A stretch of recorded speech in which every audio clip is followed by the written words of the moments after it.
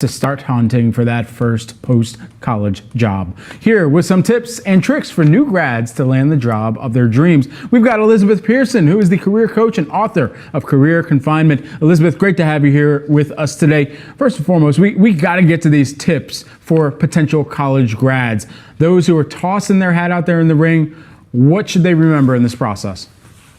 Brad, I think it's important for them to follow their jealousy. And what I mean by that is if one of your friends has a great internship or landed a job and you think, wow, that would be so great to be able to do that for myself. How do I get one like that? I think that it's good to lean into that, right? Is it something you have a high likelihood of being passionate about, maybe some potential for growth? Be sure that you're not just looking at jobs as a paycheck or a way to impress your parents or your parents' friends.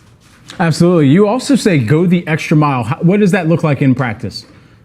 I think it's really easy to just go on LinkedIn and hit easy apply or just kind of send your resume out into the abyss. But what I always recommend is going the extra mile by reaching out to the HR manager directly on LinkedIn. A lot of times you can go to the company page and find out who their senior recruiter is or head of HR and send them a LinkedIn note with a request and say, hey, I saw this job and I would love for you to be a direct point of contact that I could send my resume to.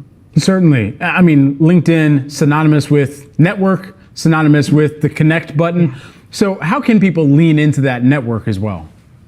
I think that there's LinkedIn, but then there's all of these other places too. There's so many little hubs of, people who are like-minded are going to be in the same industry on meetups. There's so many professional networking sites that you can join. I also say, look around you. I don't think you should have any shame in asking your parents if they know anybody who's working for a company you want to work for, just to make an introduction. We don't want your parents to get you the job, but I think it's totally fine for them to make introductions to people who are making decisions on who comes into the company or not. And not only that, maybe they know people. This is the time to really spread out and really try to get as many points of connection as possible. Now, what about the resume? You know, there's so many different jobs that people are applying to, making sure that they're submitting their resume, the cover letter, and we can get to cover letters in a hot second.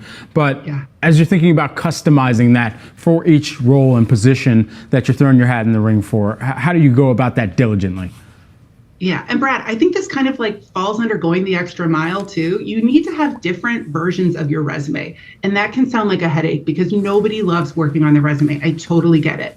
But this is where you're going to get the money. This is where you're going to curate a resume around a job description so that it really communicates that you are a subject matter expert. You really want the person reading your resume to think, wow, I mean, I don't know how anybody else could do this job but this person. And a way that you can do that is, I say, get the answers to the test off LinkedIn. A lot of times what they want is specifically listed in the job description on LinkedIn. So go in there, find the keywords, and make sure that those points are in your resume. It's really just a game of connecting the dots from what they want to what you can provide. All right. And then just lastly, while we have you here, I mean, there are so many candidates out there that are researching and looking at companies that actually align with their values.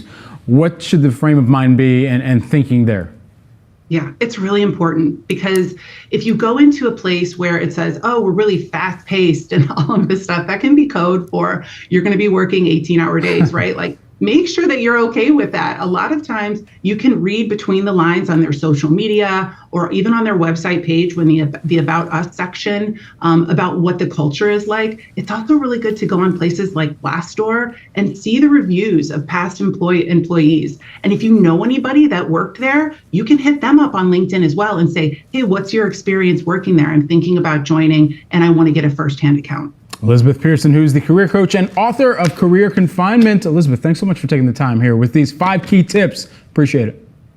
Thanks, Brad.